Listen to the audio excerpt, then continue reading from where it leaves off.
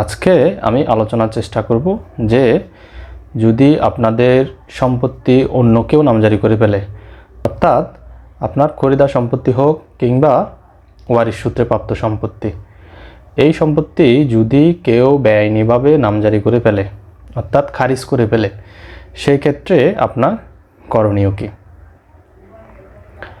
যদি আপনার সম্পত্তি অন্য কেউ নামজারি করে ফেলে, সেই ক্ষেত্রে আপনি প্রথমত যেটা করতে পারেন সেটি হচ্ছে আপনি ওই মানুষটার সাথে গিয়ে আপোষে কথা বলার চেষ্টা করবেন যে উনি এই নামজারিটা কি ভুলে করেছে নাকি ইচ্ছাকৃতভাবে করেছে।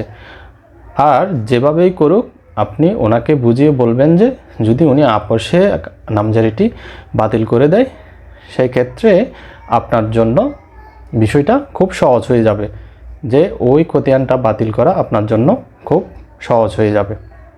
এবার আসুন, যদি ওই লোকটি আপনার কথা শুনে এবং যদি ওই লোকটি ভুলবশত আপনার জায়গাটি নিজের নামে নামজারি করে ফেলে বা খারিজ করে ফেলে, সেই ক্ষেত্রে যদি উনি রাজি হয়, ভালো মানুষ হয়, যদি নামজারিটি নিজে স্বেচ্ছায় বাতিল করে দেয়, সেই ক্ষেত্রে আপনার খুব সহজে আপনারা উভয় পক্ষে গিয়ে একটি আপোষের মাধ্যমে একটি আবেদন করবেন এবং ওই আবেদনটি খুব সহজে গ্রহণ হবে এবং খুব সহজে নামজারিটি বাতিল হয়ে যাবে।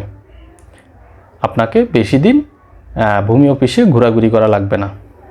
এবার যদি ওই মানুষটি নামজারিটি আপোষে বাতিল করে দিতে রাজি না হয়, সেক্ষেত্রে আপনি অ্যাসিলেন্ট অফিসে অর্থাৎ সহকারী কমিশনার ভূমির কার্যালয়ে গিয়ে আপনি একটি নামজারি বাতিলের জন্য একটি দরখাস্ত করবেন এবং আপনার মালিকানার সমর্থনে যেই সব কাগজপত্র আছে ওই সকল কাগজপত্র আপনি দাখিল করবেন। এরপর অ্যাসিলেন্ট মহোদয় যদি আপনার আবেদনটি গ্রহণ করে, সেই ক্ষেত্রে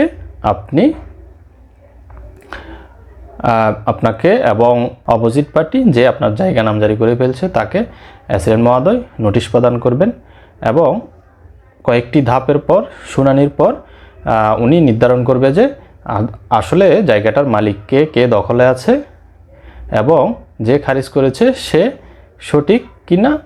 এই বিষয়গুলো বিবেচনার পরে কানুনগ সার্ভেয়ার দেওয়ার পরে অ্যাসিলেন্ট মহোদয় আদেশের মাধ্যমে ওই খতিয়ানটি যদি জায়গাটা আপনার হয়, আপনার কাগজপত্র ঠিক থাকে, সেই ক্ষেত্রে ওই নামজারিটি বাতিল করে দেবে।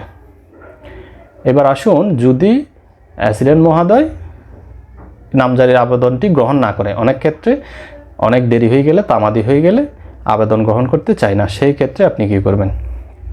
সেই ক্ষেত্রে আপনার আবেদন যে গ্রহণ করে নাই ওটার একটি নকল নেবেন, না হলে ওই যে নামজারি করে ফেলেছে ওর নামজারির একটি নকল নেবেন। ওই নকলটা নিয়ে আপনি অতিরিক্ত জেলা প্রশাসকের আদালতে একটি আপিল দায়ের করবেন। অর্থাৎ যদি অ্যাসিলেন্ট মহোদয় আপনার আবেদনটি নামজারি বাতিল আবেদনটি গ্রহণ না করে, সেই ক্ষেত্রে আপনি এডিসির বরাবরে আপিল দায়ের করবেন।